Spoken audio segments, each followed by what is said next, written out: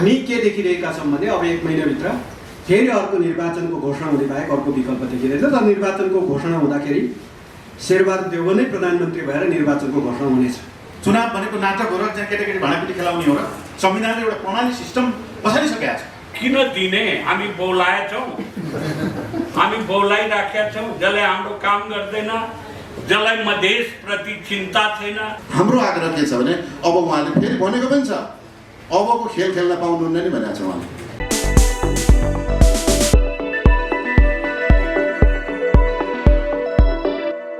यहाँलाई 7 देखि 10 मिनट मात्रै दिन्छ। एकदम हामी सठिक कार्यक्रम गर्छौँ, किनभने अब पत्रकार साथीहरूको धेरै प्रश्नहरू हुन सक्छ।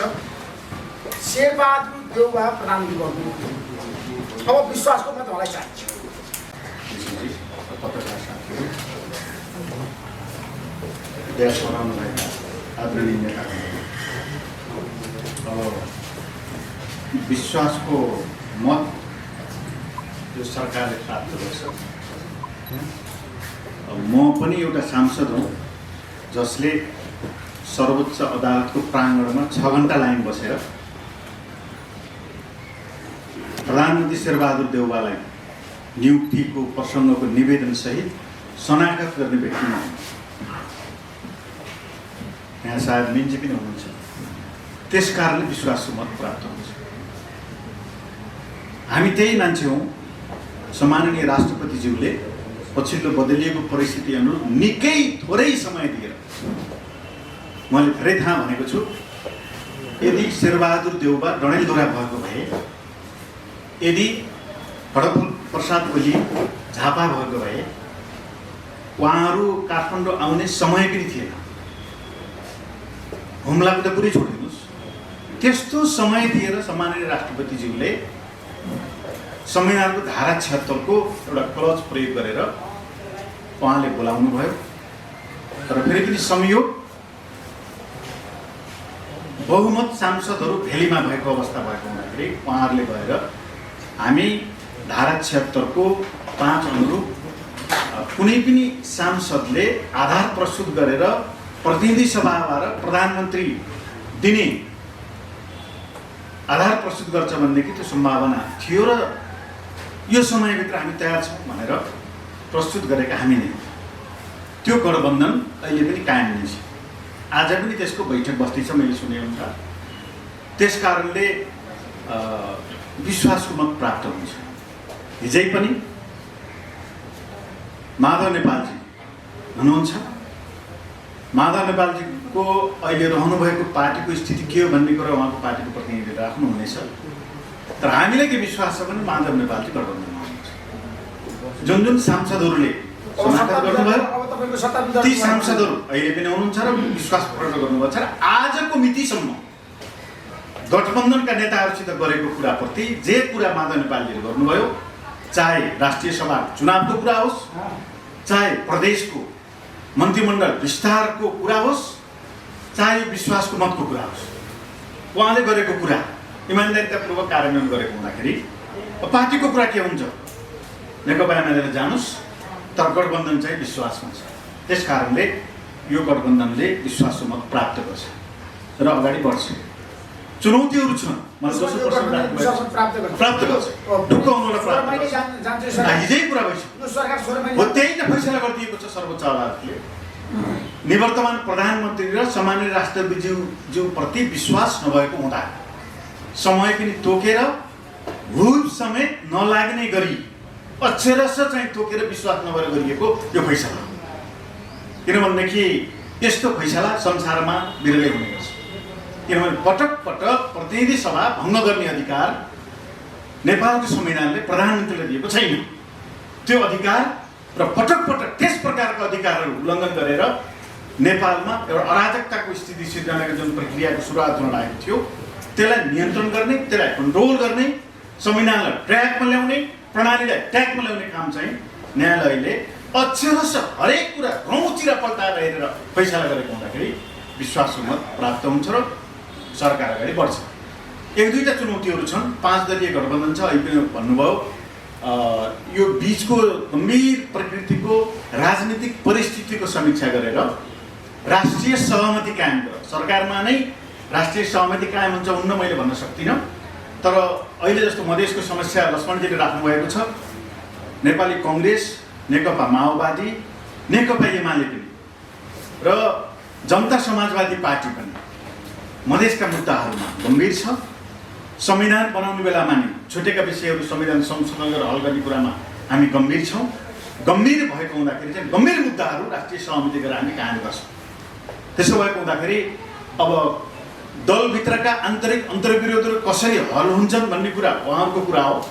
तर यो सरकार सहमतिको सरकार बन्छ, गठबन्धनको सरकार बन्छ र यसले यस प्रकारका चुनौतीहरूको सामना गरेर अगाडि बढ्छ। म यो कुरामा यहाँहरू समक्ष म विश्वास त्यो ठिक हो, त्यो चाहिँ त्यो प्रचण्डले पहिला पनि राख्नु भएको थियो। दुर्भाग्य मैले यही ऋषिजीले बोलाएर मैले धेरैपटक भनेको थिएँ पार्टीहरू टुटफुट गर्नु राम्रो छैन, एकताको अन्तिम प्रयत्न हामी गर्छौँ भनेर हामीले भनेका थियौँ। अब के गर्ने, दुर्भाग्य आफ्नै दल, आफ्नै पार्टी, आफ्नै प्रणाली, आफ्नै चाहिँ बनाएको संविधान सिस्टममा ल्याउन तत्कालीन प्रधानमन्त्रीले सक्नु भएन। हामी त उहाँका चाहिँ समर्थक थियौँ, शुभचिन्तक थियौँ, हामीले घोटाला प्रधानमन्त्री बनाएको, बचाउनुहोस् यो एकता भन्दा पनि हामीले सकिएन। त्यसो भएको हुँदाखेरि परिस्थिति चाहिँ अर्कै बन्दै गयो। त्यति बेलै पनि यो प्रसङ्ग मैले जोडेँ, त्यति बेलै पनि प्रचण्डले उहाँले प्रधानमन्त्री खोज्नु भएको थियो। त्यति बेलै पनि कोभिड आयो, महामारी आयो, सबै विषयहरू हल गर्नको निम्ति अरू कैयौँ लक्ष्मणजीले अहिले उठाएका संविधानसित सम्बन्धित संशोधित मुद्दाहरू, राजनीतिक मुद्दाहरू, यो स्वास्थ्यसित सम्बन्धित मुद्दाहरू हल गर्नको निम्ति उच्च स्तरीय त्यस प्रकारको संयन्त्र बनाऊ भन्ने कुरा त्यति बेला पनि उहाँले उठाउनु भएको थियो। तपाईँहरू मिडियाका साथीहरूलाई थाहा छ। र अहिले पनि फरक प्रसङ्ग पैदा भएको छैन। कोभिडको समस्या अहिले पनि छ। अहिले पनि चाहिँ कैयौँ राष्ट्रिय राजनीतिक मुद्दाहरू बाँकी नै छन्। चुचे नक्सा भनेर निकै प्रचारित छ, त्यो निर्णय हामीले गऱ्यौँ, त्यसलाई कार्यान्वयन गर्न बाँकी नै छ। अझै पनि त्यसको राष्ट्रियता सार्वभौमिकतासित सम्बन्धित कतिपय मुद्दाहरू कायम बाँकी नै छन्। नागरिकतासित सम्बन्धित विषयहरू पनि हल गर्नुपर्ने कायमै छ। यी सबै विषयहरू हल गर्नको निम्ति एउटा उच्च स्तरीय राजनीतिक संयन्त्रको आवश्यकता छ। त्यो आजका दिनमा नै आवश्यकता भएको हुँदाखेरि त्यो माग जायज छ। त्यसमा आएर समस्या सुल्झाउनको निम्ति सबै पक्षसँग म पनि अनुरोध गर्न चाहन्छु। धन्यवाद। अब त्यो चाहिँ त्यो विभिन्न प्रकारका दलहरूको बिचमा हुने छलफलले नेतृत्व कसले गर्ने भन्ने कुरा त्यति बेला टुङ्गो लगाउने कुरा हो। स्वाभाविक रूपमा कार्यकारी अधिकार चाहिँ प्रधानमन्त्रीलाई भएको हुँदाखेरि प्रधानमन्त्रीले नै संयोजन गर्ने काम गर्नुहुन्छ। त्यसको साथसाथै फेरि पनि त्यहाँ जो चाहिँ त्यसमा सहभागी हुनुहुन्छ उहाँहरूले अरू कुनै व्यक्तिको नाममा सहमति भयो भने पनि त्यो हुनसक्छ। तर मलाई जहाँसम्म लाग्छ त्यसलाई सहजीकरण गर्ने काम चाहिँ प्रधानमन्त्रीले गर्नुपर्छ। प्रधानमन्त्री निकै पोजिटिभ र सकारात्मक हुन्छ। त्यो बजेटको बारेमा अब यो कतिपय कानुनी जटिलताहरू पनि छन्। बजेटको बारेमा छलफल चल्दैछ। सरकारै पूर्णता प्राप्त भएको छैन। यसका कानुनी अप्ठ्याराहरू र प्राविधिक अप्ठ्याराहरू के छन् भन्ने कुरा पनि छलफल हुँदैछ। त्यसो भएको हुँदाखेरि अहिले नै मैले पक्का भन्ने विषय होइन। र एक प्रकारले बजेट गइसकेको र बजेट गइसकेको अवस्थामा र कार्यान्वयनकै चरणमा गएको परिस्थितिमा अर्को सरकार बनेको अवस्थाको प्राविधिक कुरा र मन्त्रालयका कतिपय चाहिँ समस्याहरूको बारेमा गम्भीर समीक्षा गरेर हामी त्यो बारेमा अगाडि बढ्छौँ। आवश्यकता पऱ्यो भनेदेखि कुनै विकल्प खोजिन्छ।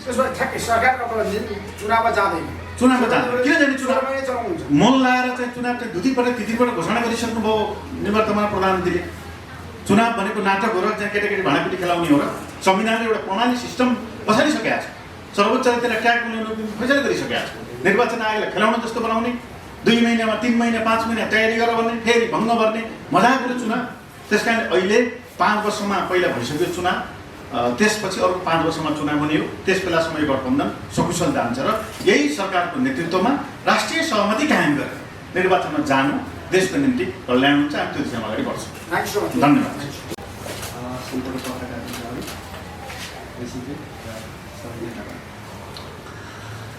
हामी नेकपा एमाले हामी आफ्नो जनमत हुँदाहुँदै जनादेश हुँदाहुँदै अब परमादेशलाई सरकार सुम्पिनु परेको छ। यो परिस्थिति आइपऱ्यो। यद्यपि पनि हामी नेकपा एमाले भित्रको आन्तरिक जीवनलाई एकताबद्ध बनाउने प्रयास जारी छ र हामी नेकपा एमाले एकताबद्धै हुनेछ र नेकपा एमालेका 121 सांसद हुनेछ। 121 सांसदमध्ये केही मान्य सदस्यज्यूहरूले शीतल निवासमा गएर हस्ताक्षर गर्नुभयो, सर्वोच्च अदालतमा नै लाइनमा बसेर हस्ताक्षर गर्नुभयो। हामीले त्यसलाई मिलाउनको लागि धेरै प्रयत्न गऱ्यौँ, पार्टीको एकीकरण, पार्टीको एकताको लागि धेरै प्रयत्न गऱ्यौँ। त्यसको बावजुद पनि अदालतको फैसला आउने बेलासम्म पनि हामी अठहरिएको रूपमा रह्यौँ, वादी प्रतिवादी रूपमा रह्यौँ। त्यसैले वर्तमान सरकारलाई बहुमत प्राप्त गर्ने कुरा, विश्वासको मत प्राप्त गर्ने कुरा हाम्रो आन्तरिक एकतामा भर पर्छ। हामी आन्तरिक रूपमा पार्टी एकताबद्ध भयौँ, त्यो सरकारले बहुमत प्राप्त गर्ने छैन र अब 1 महिनाभित्र फेरि निर्वाचनमा जानुपर्ने बाहेक अर्को विकल्प थिएन। यदि हामीभित्रको आन्तरिक एकता मजबुत हुन सकेन, अदालतले भनिदिएकै छ हुइप पनि लाग्दैन भनेर, दलीय शासन व्यवस्थामा दलका सांसदहरूलाई हुइप लाग्दैन भन्ने खालको फैसला आएकै छ। अब त्यसो भएको कारणले केही मान्ने सदस्यज्यूहरूलाई लाग्छ एमाले बस्दिनँ, एमाले छोड्छु, हुइप लाग्दैन, भोट हाल्छु त्यतै। कसैलाई लाग्छ भने त्यो बाटो खुल्ला छ, हामीले त्यसलाई अन्यथा लिँदैन। तर हामी पार्टीगत हिसाबले पार्टीको निर्णय गर्छौँ। त्यो निर्णयको आधारमा मान्ने सदस्यज्यूहरूलाई सबैलाई पार्टीको निर्णय सुनाइन्छ। निर्णय कसले मान्छ मान्दैन। पार्टीको निर्णय मान्ने पक्ष जति पार्टीका हुन्छन्, पार्टीको निर्णय नमान्ने पक्षकाहरू पार्टीका हुन सक्छन्। त्यसो भएको कारण एमाले कसरी भोट हाल्छ? एमाले हाल्दैन। एमालेबाट कोही बीसी माले हुन थाल्यो भने हाल्नु होला, उहाँहरूले हाल्नु होला, तर एमाले अब त्यो उहाँको व्यक्तिगत कुरा हो। तर पार्टीको संस्थागत कुरा त्यो भोट हाल्दैन। र व्यक्तिगत रूपमा मैले भनिहालेँ, कोही सदस्य मान्ने सदस्यज्यूहरूलाई लाग्छ कि शेरबहादुर देउवालाई नै प्रधानमन्त्री बनाउनको लागि जुन मरिहत्ते गर्नुभयो, त्यही गर्नको लागि उहाँहरू उभिनु भएको छ। त्यो उभिने साथीहरू केही साथीहरू उभिन सक्नुहुन्छ। तर पनि हामी के देखिरहेका छौँ भने अब 1 महिनाभित्र फेरि अर्को निर्वाचनको घोषणा हुने बाहेक अर्को विकल्प देखिरहेछ। र निर्वाचनको घोषणा हुँदाखेरि शेरबहादुर देउवा नै प्रधानमन्त्री भएर निर्वाचनको घोषणा हुनेछ। र त्यो निर्वाचन नेपाली काङ्ग्रेसले भने जस्तो केपी ओलीले गरेको निर्वाचनमा हामी भाग लिन्नौँ भनेर जसरी भन्दै हुनुहुन्थ्यो अलि अस्ति नै, तर हामी चाहिँ त्यसो भन्दैनौँ। लोकतान्त्रिक व्यवस्था हो, जो सरकारले निर्वाचन गरे पनि हामी स्वीकार गर्छौँ, हामी अगाडि बढ्छौँ। तर 1 महिनाभित्र यदि छिटोभन्दा छिटो अब विश्वासको मत लिनेतिर गयो भने केही समस्या केही होला, अलि छिटै होला। तर 1 महिना पर्खिन थाल्नुभयो भने नेकपा एमालेभित्रको आन्तरिक एकता चाहिँ छिटोभन्दा छिटो नेकपा एमालेको आन्तरिक एकता हुन थाल्यो भने खतरा पर्ला। त्यसो भएको कारणले अब 17 टलको मान्यजी यही हुनुहुन्छ, अलिकति मैले सङ्केत गरेँ कि छिटो गर्नु होला। किनभने अलि लामो समय सरकारमा तपाईँहरूलाई परमादेशबाट भए पनि पाएकै छ। त्यसो भए त्यहाँ बस्नको लागि अलि लामो बस्नु मन छ भने छिटो गर्नु होला। होइन भने नेकपा एमाले यस्तो पार्टी हो कि यो जनताको बिचमा छ र यसले देशव्यापी रूपमा आफ्नो सङ्गठन र आफ्नो पार्टीका सदस्यहरूलाई सङ्गठित गर्नेछ र आफ्ना छुटेका नेताहरूलाई पनि एकत्रित गरेर एकै ठाउँमा बसाउन थाल्यौँ भने समस्या पर्ला। त्यसो भएको कारणले छिटो गर्नु होला। किनभने विश्वासको मत प्राप्त गर्छ भनेरै अदालतले फैसला गरेको हो नि। किनभने बहुमतै पुर्याएर शीतल निवासमा गएको हो भन्ने आधारमै अदालतले फैसला गरेको कारणले त्यही आधारमा सङ्ख्या त पुग्ने नै होला। तर हामी के देख्छौँ भने वास्तवमा नेकपा एमालेको हैसियतले हामीले गर्नुपर्ने सम्पूर्ण कामहरू हामीले जे गरेर आएका छौँ ती कामहरूको कमसेकम निरन्तरता हुन सकोस्। कमसेकम नेपाली जनतालाई जसरी खोप ल्याउने कुराको हामीले सुनिश्चित गरेका थियौँ ती सबै कामहरूको अब छिटोभन्दा छिटो सञ्चालन हुन सकोस् र अरू विकास निर्माणको गतिविधि पनि छिटो आउन सकोस्। तर पनि हामी के चाहन्छौँ भने नेपाली जनताको मत नै सबभन्दा शासन सत्ता सञ्चालनको एउटा चाहिँ नेपाली जनता सार्वभौम सत्ता सम्पन्न छन् र नेपाली जनताको अभिमतकै आधारमा वास्तवमा शासन सत्ता सञ्चालन गरिने भएको हुनाले नेपाली काङ्ग्रेसले मेरो सुझाव छ, आज जुन परिस्थितिमा एमालेका केही सदस्य साथीहरूले हस्ताक्षर गरेका कारणले खुसी मान्दै अलिअलि न्यानो मान्दै सरकारमा शपथ ग्रहण गर्नुभएको छ। भोलि आफ्नै दलमा त्यो परिस्थिति सिर्जना भयो भने के हुन्छ यो प्रश्न छ। ठ्याक्कै मेरो प्रश्न। त्यसो भए शेरबहादुर नेतृत्व गर्दाखेरि चुनाव गर्दाखेरि तपाईँ भाग लिनुहुन्छ? चुनाव त लोकतान्त्रिक विधिमा चुनाव जस्तो सुन्दर पक्ष जनताको सार्वभौम सत्ताको चाहिँ तपाईँको चाहिँ प्रयोग हुने थलो नै चुनाव हो। त्यसले चुनावबाट हामी भाग्दैनौँ। र मैले फेरि पनि दोहोऱ्याउन चाहेँ, भोलि चुनाव पश्चात नेपाली काङ्ग्रेसलाई एउटा सिट आयो, मानौँ बहुमतै आयो, केही सिटको बहुमत आयो, 5 जनाको बहुमत आयो, 10जना सांसद एमाले वा अर्को कुनै पार्टीले घटायो भने त्यति बेला प्रश्न राम्रै हुनेछ। धन्यवाद। यसमा आसीन विभिन्न राजनीतिक दलका आदरणीय नेतागण, सम्पूर्ण सञ्चारकर्मी साथीहरू, यहाँलाई हार्दिक अभिवादन। हामी 4 जना एक ठाउँमा बसेपछि 4 किसिमको विचार आउने हो, तर अहिले छर्लङ्ग हामीले 2 किसिमको विचार देखेका छौँ। सबैभन्दा पहिले मान्य लक्ष्मणलाल कर्ण, मान्य देवेन्द्र पौडेल र मान्य शेरबहादुर तामाङजीको कुरा यहाँले सुनिहाल्नुभयो। हामीले अदालतमा जस्तै जिकिर गरिराखेका छौँ। अदालतले यो विषयको विवादलाई निरूपण गरिदिइसक्यो कि त हामीले सर्वोच्च अदालतभन्दा माथि रहेर व्याख्या गर्नु पर्यो, होइन भने नेपालको संविधानले अन्तिम व्याख्याताको रूपमा अधिकार दिएको सर्वोच्च अदालतको व्याख्यालाई हामी सबैले मान्नुपर्नेछ। शेरबहादुर तामाङजी कानुन मन्त्री भइसकेका व्यक्ति, उहाँले मान्छु पनि भनिसक्नु भएको छ, पार्टीले पनि मान्छ। लक्ष्मणलाल कर्ण मान्यजीले पनि मान्छौँ भनिसक्नु भएको छ। थोरै राजनीतिक मुद्दा र क्षेत्रीय जातीय मुद्दाहरूका केही मुद्दाहरूलाई सम्बोधन गर्न बाँकी छ भन्नु। म के आग्रह गर्छु भने मूलत अहिलेको सरकार गठन अन्य बेलामा अविश्वास प्रस्तावबाट वा कुनै पनि राजनीतिक घटना वा दुर्घटनाबाट आकस्मिक रूपमा बन्ने सरकार जस्तो होइन। यो सरकार चाहिँ निवर्तमान प्रधानमन्त्री केपी शर्मा ओलीले गएको 2 वर्षदेखि निरन्तर संविधान बमोजिम सरकार चलाउनु पर्नेमा संविधानको घोडा चढेर प्रधानमन्त्रीले सरकार चलाउन थाल्नुभयो। मैले त अझै यहाँलाई स्पष्ट पारौँ, हामी कानुनका सबै जानकार छौँ। नेपालको प्रधानमन्त्री हुनका लागि केही योग्यता तोकेको छ।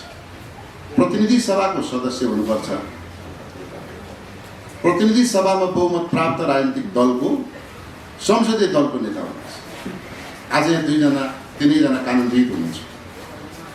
2074 साल फागुन 20 गते प्रतिनिधि सभाको सदस्य मैले चाहिँ लिएँ, मैले छुटमा लिएको होइन, सबै हामीले सँगै 2074 साल फागुन 20 गते लियौँ।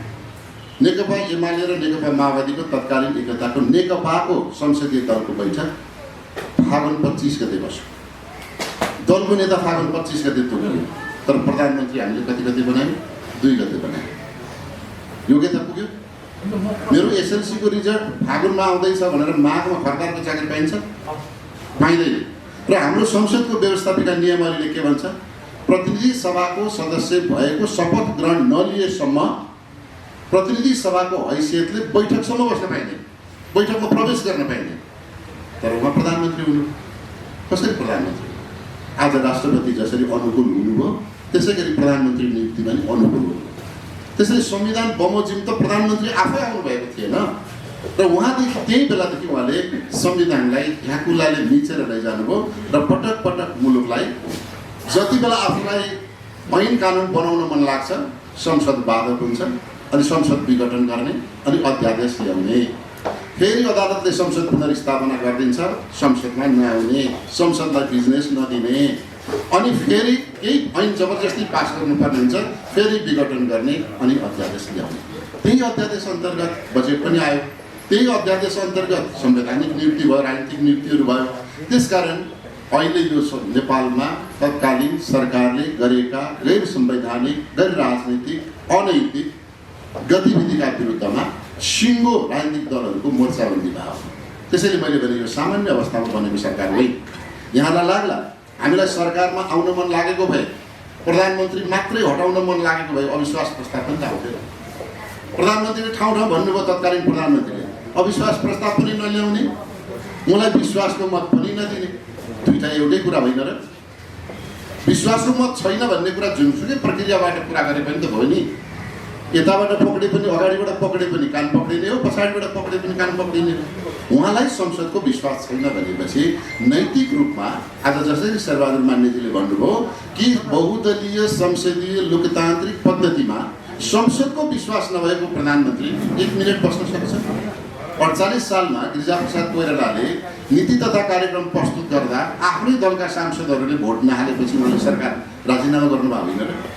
त संसदमा आएर 275 जना सांसद भएको संसदमा 93 मात्रै पद सङ्ख्या प्राप्त भएपछि भलभटार पुगेर राजीनामा गर्नु पर्दैन?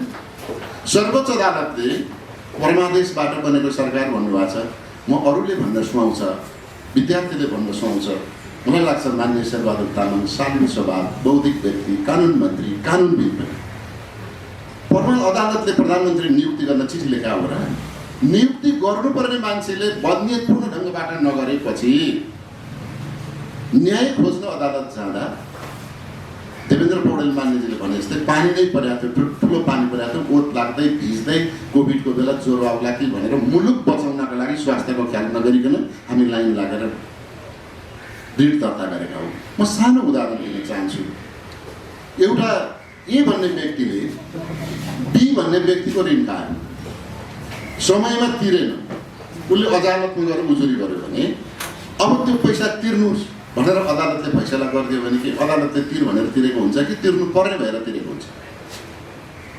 149 जनाको सशरीर हस्ताक्षर गरेर राष्ट्रपति कार्यालयमा बुझाइसकेपछि त्यो पनि अघि समय भनिहाल्नुभयो, अदालतले त गुण तिरेको छ।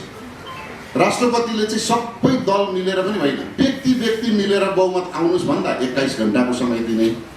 सर्वोच्च अदालतले ती रामसापथमा भएको सर्वोच्च अदालतले शीतल निवासलाई 28 घण्टाको समय दिएछ। शपथ ग्रहण एकजनाको शपथ ग्रहण गराउन 28 घण्टाको टाइम दिएछ। 275 मध्ये व्यक्ति व्यक्ति भेला आउने समय चाहिँ 21 घण्टा। त्यहाँ बदनियत देखा पर्दैन? अवश्य बदनियत देखा पर्छ। त्यो बदनियतपूर्ण ढङ्गबाट जालसाँची गरेर मुलुकलाई राजनैतिक अस्थिरतातर्फ, कानुनी जटिलतातर्फ, संविधानलाई दुर्घटनामा पार्ने र लामो सङ्घर्ष, आन्दोलन र क्रान्तिबाट प्राप्त जनताको उपलब्धिलाई दुर्घटनामा पार्ने, बर्बाद पार्ने षड्यन्त्र भएको बुझेपछि राजनीतिक दलका नेताहरूले पुरा संयमतापूर्वक म आज यो चाहिँ रिपोर्टर्स क्लबबाट ऋषि धमलाजीको यो कार्यक्रमबाट सबै नेताहरूप्रति हार्दिक आभार प्रकट गर्छु। मुलुकलाई राजनैतिक बर्बादीतर्फबाट, राजनैतिक दुर्घटनाबाट जोगाउनु भएको छ संयमतापूर्वक। होइन भने प्रचण्डजीलाई प्रधानमन्त्री बन्न लागेको भए, मन लागेको भए नेकपाको संसदीय दलमै दलको नेतालाई अविश्वास प्रस्ताव राख्नुहुन्थ्यो होला। शेरबहादुर देउवाजीलाई प्रधानमन्त्री बन्न मन लागेको भए नेकपा भित्रको अन्तर खटपटलाई नै फाइदाको रूपमा लिएर गएको अधिवेशनमै, गएको आर्थिक वर्षमै अविश्वास प्रस्ताव आउन सक्थ्यो होला। तर हामीले के भन्यौँ भने मुलुकमा प्रधानमन्त्री बदलिनु ठुलो कुरा होइन, प्रधानमन्त्री पदमा बसेका व्यक्तिको प्रवृत्ति बदलिनु आवश्यक छ। त्यसैले केपी शर्मा ओलीजीलाई प्रवृत्ति बदल्नका लागि हाम्रो पार्टीको नेताले थुप्रै सहकार्य गर्नुभयो। थुप्रै सहकार्य गर्दा केही रिपोर्टर्स क्लबमा तपाईँहरू सञ्चारकर्मी साथीहरू त्यतापट्टि बसेर के हो प्रतिपक्ष, कहाँ हो प्रतिपक्ष, कहाँ छ प्रतिपक्ष, काङ्ग्रेस किन सुतेको छ, काङ्ग्रेस किन निधाएको छ, केपी शर्मा ओलीले मुलुक डुबाइसके, तपाईँहरू कहाँ हुनुहुन्छ भने सोध्ने तपाईँहरू नै होइन हो नि सञ्चारकर्मी साथी। हामी के थियो भने व्यक्तिलाई सुधार्न सकिन्छ, प्रवृत्ति सुधार्न सकिन्छ कि मुलुकलाई सत्ता लोलुपताभन्दा माथि उठेर मुलुकलाई ठिक बाटोमा हिँडाउन सकिन्छ कि भन्ने कोसिस गऱ्यौँ हामीले। तर अन्ततः हामीले भिरबाट लड्ने गाईलाई राम राम भन्न सक्यौँ, काँध हाल्न सकेनौँ। बरु हाम्रो सभापति चाहिँ केपी शर्मा ओलीसँग मिलेको भने जस्तो गरेर पार्टीभित्र पनि आलोचना खप्न तयार भयौँ। तर मुलुकलाई राजनीतिक दुर्घटनामा लानु हुन्न भन्ने कुराको दृढ विश्वासका साथ सभापति अहिलेका प्रधानमन्त्री अगाडि बढ्नुभयो र अन्ततः हामी यो निर्णयमा आइपुग्यौँ। पहिलोसम्म संसद विघटन गर्दा सर्वोच्च अदालतले पहिलो कार्ड देखायो होइन। अहिले फुटबल भइराखेको हुनाले, भर्खरै सकिएको हुनाले हामीले फुटबलको उदाहरण, रेफ्रीले पहिलो कार्ड देखाएकै हो, रेफ्रीले गेम खेले होइन। तर पहिलो कार्ड देखाउँदाखेरि पहिलो कार्ड च्याचुत पारेर रेफ्रीसँग आइलागेपछि के गर्छ रेफ्री, फेरि अर्को फल्ट गरेपछि त्यही खेलाडीलाई दोस्रोपल्ट पहिलो कार्ड कहीँ दिइँदैन। पहिलोपल्ट पहिलो कार्ड देखाएपछि त्यही खेलाडीलाई दिनुपर्दा दोस्रोपल्ट सिधै रेड कार्ड दिनु। त अहिले उहाँ रेड कार्ड खाएर बालकोट जानुभएको छ। हाम्रो आग्रह के छ भने अब उहाँले फेरि भनेको पनि छ अबको खेल खेल्न पाउनुहुन्न नि भनेको छ उहाँले अदालतको फैसलामा कि रेड कार्ड खाएको खेलाडीले फेरि त्यही टुर्नामेन्ट, त्यही म्याच खेल्न पाउँदैन र उहाँ अहिले त्यो म्याच खेल्न पाउनुहुन्न। अब रह्यो नेकपा एमाले भित्रको अन्तर्द्वन्द्वका कारणले विश्वासको मत पाउने कि नपाउने भने अहिलेको गठबन्धनमा नेकपा एमालेको निर्णयबाट यो गठबन्धन बन्या होइन। नेकपा एमाले भित्रको अन्तर्सङ्घर्षका कारणले, नेकपा एमाले भित्रको राजनीतिक ध्रुवीकरणका कारणले, नेकपा एमाले भित्रका भएका विविध कारणले माधव नेपाल समूहले यो गठबन्धनमा अनौपचारिक औपचारिक रूपमा ऐक्यबद्धता जनाउँदै आउनु भएको छ र उहाँले पटक पटक राजनीतिक निर्णय गरेर म विश्वासको मत दिन्छु र संसद जुन मिसन छ संसदको पूर्ण आयुको कामना गरेर हामीले यो अभियान थालेको हुनाले संसदको पूर्ण आयु कार्यान्वयन गर्नका लागि भनेको पूर्ण आयु भनेको 5 वर्ष भनेको अब 16 महिना यो पुरै कार्यान्वयन गर्नका लागि हाम्रो मिसन हो। त्यसैले त्यो मिसन सक्सेस गर्नका लागि सरकार टिकाउनुपर्छ, सरकारलाई विश्वासको मत दिनुपर्छ। सरकारलाई विश्वासको मत नदिने भनेको त मान्य शेरबहादुर मन्त्रीले भने जस्तै फेरि अर्को चुनावको घोषणा हो। अर्को चुनाव मध्यावधि हुँदैन, अब यो पूर्व अथवा चाहिँ अर्ली इलेक्सन हुनसक्छ, छिटो इलेक्सन हुनसक्छ अबको 6 महिना भनेको। त्यसैले त्यो इलेक्सनतर्फ पनि नेपाली कङ्ग्रेस पनि छैन, नेकपा माओवादी केन्द्र पनि छैन, सपा पनि छैन र अरू दल पनि छैन। र मलाई लाग्छ सायद नेकपा एमालेमा केपी ओलीले नेतृत्व गर्नुभएको नेकपा एमालेमा हुनसक्छ, किनभने उहाँले 2 पटक चुनावमा जान रहर गरिसक्नुभयो। अब उहाँको रहर अर्को पार्टीले पुर्याइदियोस् भन्ने पनि हुनसक्छ। तर हामी के चाहन्छौँ भने मुलुक अहिले कोभिडको सङ्क्रमणबाट आक्रान्त छ। कोभिडको कारणले अर्थतन्त्र धराशायी बनेको छ। हरेक मानिसहरू घर फर्किन पाएका छैनन्, काममा फर्किन पाएका छैनन्, भोकमरी लागेको छ, गरिबी बढेको छ। यस्तो बेलामा फेरि अरबौँ रुपियाँ चुनावमा खर्च गरेर अनि निरर्थक अथवा कुनै पनि आर्थिक उपार्जन नहुने किसिमको, उत्पादन नहुने किसिमको, उत्पादन घटाउने किसिमको चुनावी बजेट बनाएर फेरि जानु उचित हुँदैन। त्यसो भएको हुनाले यो सरकारले विश्वासको मत प्राप्त गर्छ र कतै गर्न नहुने अथवा नहुने जस्तो आशंका भएमा अहिलेको प्रधानमन्त्री भनेको समन्वयकारी भूमिका गर्नका लागि साह्रै नै असल अनुभवी व्यक्ति हुनुहुन्छ। उहाँले धेरै पटक होम पार्लियामेन्टको प्रधानमन्त्री बन्नुभएको छ। त्यसो भएको हुनाले उहाँले सबैसँग संवाद गर्नुहुन्छ।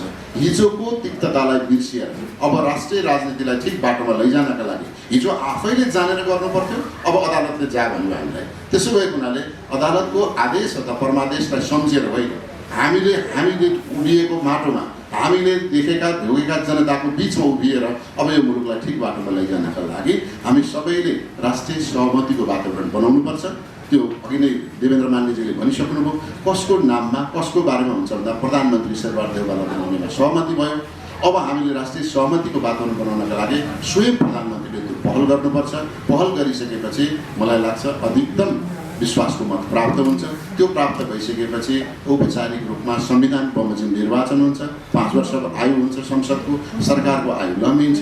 त्यस पछाडि आगामी दिनमा गर्नुपर्ने कामहरू जे बाँकी छ त्यो गरोस् भन्नुभएको छ शेरबहादुर तामाङजीले। मलाई लाग्छ राम्रा कामहरू, असल कामहरूको निरन्तरता हुनेछ। गैर संवैधानिक, गैर कानुनी, बेथिति बढाउने, जनताबाट आलोचना भएका कामहरू स्वाभाविक हिसाबले पछाडि पर्नेछन् भन्ने म यो विश्वास दिलाउन चाहन्छु। नियुक्तिको सम्बन्धमा त्यस कानुनी प्रश्न उठ्छ।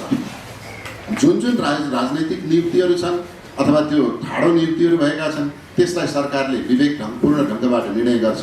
जुन कुराहरू कानुनी गैर कानुनी ढङ्गबाट भएका छन् त्यसको कानुनी बाटोबाट नै निरूपण गरिनेछ, कानुनी उपायहरू खोजिनेछ।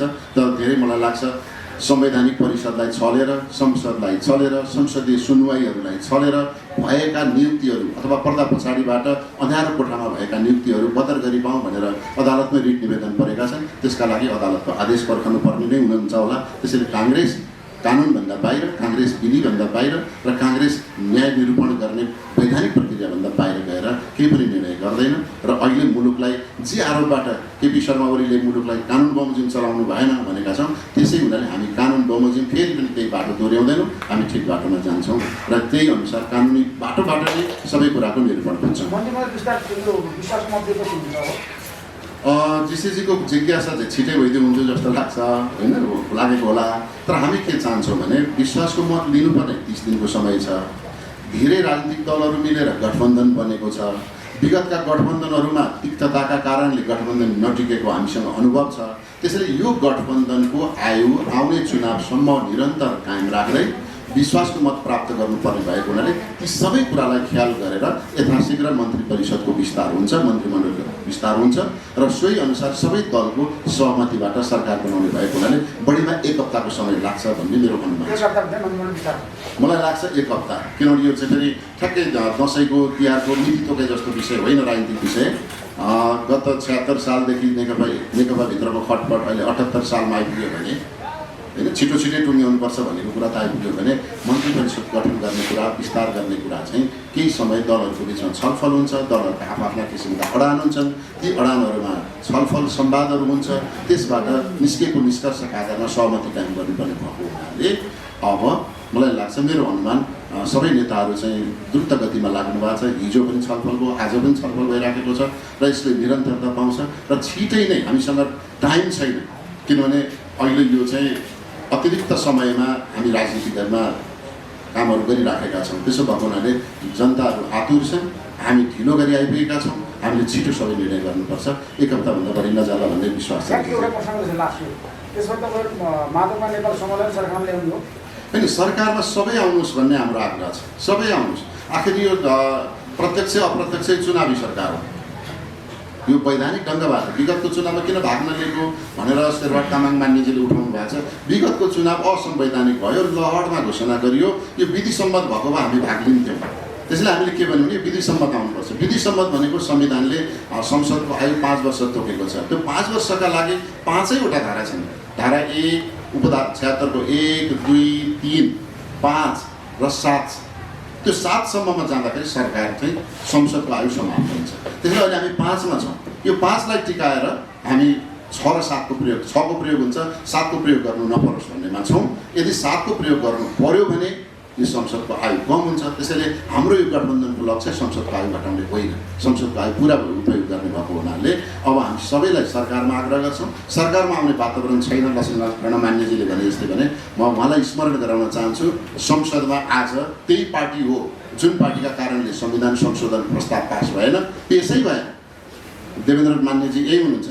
पुष्पकमल दाहाल प्रचण्ड र शेरबहादुर देउवा नेपाली कङ्ग्रेस र नेकपा माओवादीको गठबन्धनको सरकारले टेबलमा प्रस्तुत गर्दा वेल घेरेर शेरबहादुर तामाङ मान्यजीको पार्टीले वेल घेरेर प्रस्तावै पेश गर्न नदिए हो नि त संविधान संशोधन। त्यही होइन, कार्यव्यवस्था समितिको बैठकै बस्न नसकेका हो। त आज फेरि ठिक उल्टो भएको छ। उहाँहरू त्यसलाई ल्याउँछौँ भन्नुभएको छ, हामीले ल्याउँदैनौँ भनेकै छैन। हामी त ल्याउँछौँ, हामीले पेश गरेको प्रस्तावलाई हामी सहमतिमा ल्याउँछौँ। यसमा अविश्वास नगर्नका लागि लक्ष्मीनारायण मान्यजीलाई पनि म अनुरोध गर्छु, मुद्दा जीवित राखेर सधैँभरि भाषण गरिरहने कुरा होइन। अब कसैको जाति, धर्म, वर्ण, लिङ्ग र समुदायका आधारमा मात्रै त्यसैको नारा बनाइरहनुपर्छ भन्ने होइन। यो मुलुक मधेस, पहाड, तराई, हिमाल र पूर्व पश्चिम सबै यो सिङ्गो नेपालको मुद्दा, नेपालका राष्ट्रिय राजनीतिक दलको मुद्दा हुनुपर्छ। एक ठाउँ बसौँ, छलफल गरौँ र यसलाई राष्ट्रिय राजनीतिक मुद्दा बनाएर यसलाई समाधान गर्नका लागि हामी सबै एक ठाउँमा बसौँ। म आग्रह गर्छु, सरकारमा बसेर गर्न सकिन्छ, सरकारमा बसौँ, स्वागत छ। सरकारमा बसेर गर्न सकिँदैन, राजनीतिक सहमतिका आधारमा अगाडि बढौँ। त्यस पछाडि मुलुकले ठिक बाटो पहिलाउँछ, ठिक विकास निस्कन्छ। अरू केही नभए पनि जनताले कोभिडको महामारीमा राजनीतिक अर्को दुर्घटना खप्नु पर्दैन। यसबाट तपाईँ जाउँ भन्ने लाग्छ। धन्यवाद। गर्ने मान्छे नै होइन, व्याख्यासँग डराउनु पर्दैन। अहिलेको जुन सर्वोच्च अदालतको फैसलाले प्रधानमन्त्रीको नियुक्ति भएको छ, त्यो फैसला सम्बन्धमा धेरै कुरा म भन्दिनँ। यो फैसला संविधान टार्गेटेड होइन, यो फैसला पक्ष टार्गेटेड हो, व्यक्ति टार्गेटेड हो।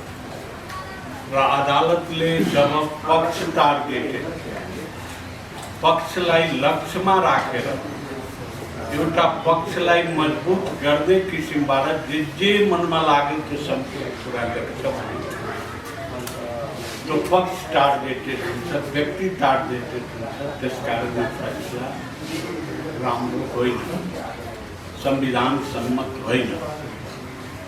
तर सर्वोच्च एउटा संविधानको व्याख्याता भएको कारणले संविधानले नै यसलाई एक्सेप्ट गरेको छ।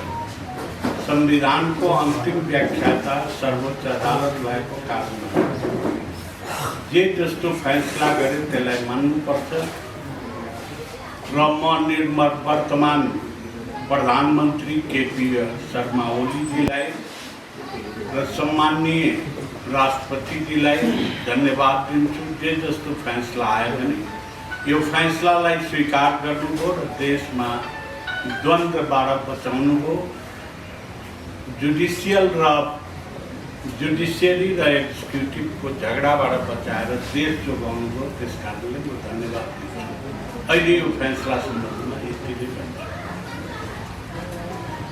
देउपाजी अहिले नेपाली काङ्ग्रेसका संसदीय दलका नेतालाई प्रधानमन्त्रीमा नियुक्त गरे सर्वोच्च अदालतले र उहाँ प्रधानमन्त्री बन्नु भएको छ। प्रधानमन्त्री र सरकार देशमा चाहिन्छ। सरकार विहीनताको अवस्था हुँदैन। सरकार बन्नु भएछ, प्रधानमन्त्री बन्नु भएको छ। यो चलाउने दायित्व पनि उहाँको काँधमा छ। देश चलाउने, देशमा भइरहेका अप्ठ्याराहरूलाई सल्टाउने। अब यो आगामी दिनमा कसरी सल्टिन्छ भन्ने कुराबाट हुन्छ। अहिले त मन्त्री परिषदको विस्तारै गर्न उहाँलाई गाह्रो भएको छ, किनभने साधारण परिस्थितिमा उहाँ प्रधानमन्त्री बन्नु भएको छैन। 61 जना आफ्नो मेम्बरबाट गठबन्धन बनाइकन अगाडि बढ्नु भएको छ। विपक्षमा 121 जना सांसद छन् एमालेका। यो अवस्थालाई हेर्ने हो भने अहिले सरकारभन्दा मजबुत विपक्ष छ र विपक्ष मजबुत भएको कारणले गर्दाखेरि सरकारलाई मनमानी गर्ने, जथाभावी गर्ने अवस्थाको सृजना हुँदैन। यो सरकार चलाउन उहाँलाई निश्चित रूपबाट एउटा चुनौती, अवसर पनि हो र चुनौती पनि।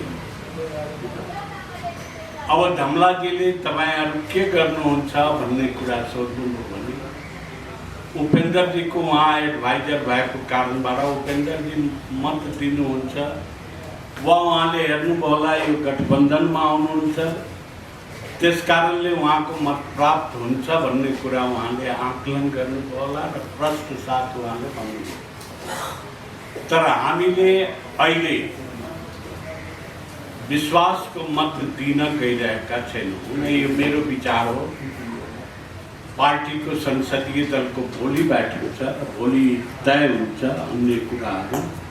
तर मैले हेर्दाखेरि विश्वासको मत दिने आधार छैन, किन हामी केपी ओलीजीलाई त्यसै समर्थन गरेका होइन। हामी केवल सरकारको लागि, अहिले सरकारको लागि कसैले समर्थन गरेका छ भने उहाँहरूको इच्छा होला। हामीले केवल सरकारको लागि समर्थन गरेका थिएन। हामीले एउटा दायित्व जुन मधेस आन्दोलनको दायित्व थियो, त्यो दायित्वलाई पूरा गराउन हाम्रो थियो। केवल सरकार भएको भए त हामी 6 महिना अगाडि जुन बेलादेखि उहाँले हामीलाई सरकारमा आउनुहोस् भनिराख्नु भएको थियो, त्यही बेला हामी सरकारमा जान्थ्यौँ। तर हामी सरकारमा नगइकन हाम्रो अगाडि दायित्व छ, मधेस आन्दोलनको दायित्व छ र पटक पटक हामीले योभन्दा अगाडिका सरकारलाई, त्यो सरकार देउपाजीको सरकार हो, प्रचण्डजीको सरकार हो, 5 महिना 6 महिना हामीले कोसिस गरेका छौँ मुद्दा फिर्ताको लागि, बन्दी रिहाईको लागि, तर कसैले केही गर्न नसकेको अवस्था।